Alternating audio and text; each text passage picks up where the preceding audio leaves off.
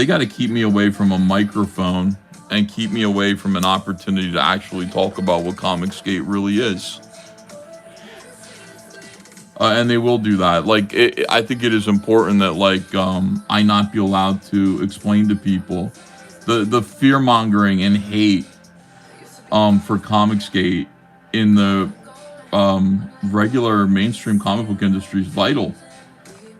Can you imagine? I mean, again, like, I did an interview with Rich Johnson for Bleeding Cool, where he was just basically asking me, like, what my plans are moving forwards and stuff like that. They were all like traps, like, things like that. It was meant to sort of hurt me, this interview. But he never ran it because I went off on Comicsgate and why it was important and why Comicsgate was necessary, in the present. And he refused to run the interview. He had all kinds of excuses about it.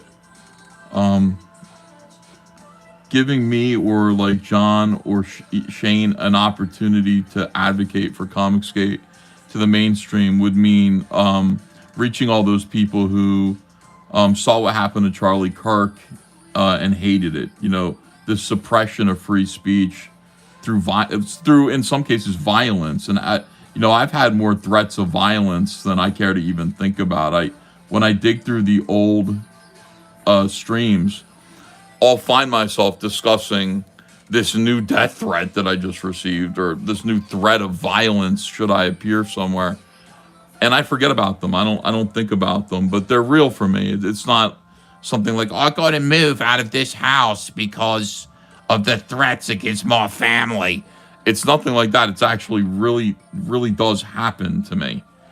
And getting an opportunity to talk like in public about Comicsgate to comic book fans about why it's important, creative freedom is important, what's being taken from you, and what could be like restored through a movement where creative freedom is the primary goal. And we get distracted. I know I do. It's like I spent like 3 years now. Has it been 3 years getting rid of Eric July?